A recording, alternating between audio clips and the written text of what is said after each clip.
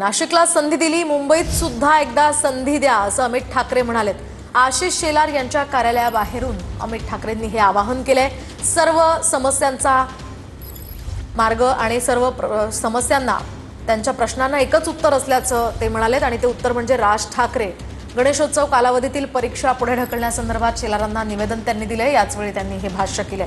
दरम्यान शेलार आणि अमित ठाकरे यांच्यामध्ये यावेळी स्वतंत्र बैठकही झाली आहे।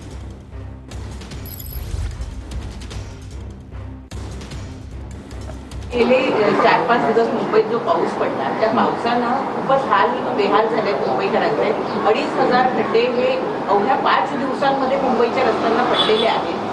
पालकमंत्री सुद्धा आहेत आशिष। मी अनेक वर्ष बोलतोय, ह्याच्यासाठी एकच उत्तर आहे, ते म्हणजे राज ठाकरे।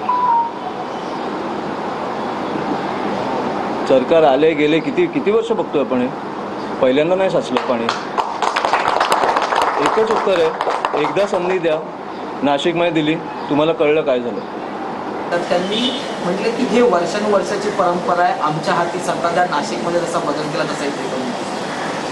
बघा, बोलण्यावर तर काही टॅक्स नाही आहे आणि मतं मांडण्यावर कुठला GST नाही आहे, याच्यापेक्षा अजून काय बोलू मी।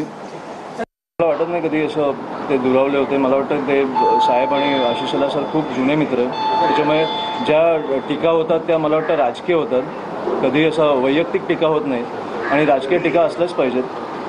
जर विरोधी पक्ष असेल तर मला वाटतं की सरकारवर टीका केल्याच पाहिजेत। काही चुकत असतील तर आम्ही कधी चुकलं तर तुम्ही आम्हाला समजवलं पाहिजे। त्याच्यामुळे ह्याच्यात वैयक्तिक कधी दुरावा होत नाही। विधानसभेच्या निवडणुकीच्या प्रचाराच्या दरम्यान तुमच्याकडनं काही वक्तव्य झाली आहे, मनसैनिकांकडनं काही वक्तव्य झाली, त्यामुळे बऱ्याच कालावधीमध्ये तुमचे मित्र असलेले राज ठाकरे यांच्याकडे तुम्ही जाताना येताना दिसलेलं नाहीये। अमित ठाकरे यांनी तुम्हाला गणेशोत्सवाचं निमंत्रण दिलंय का?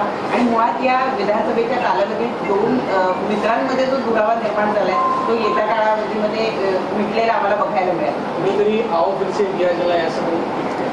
No comment.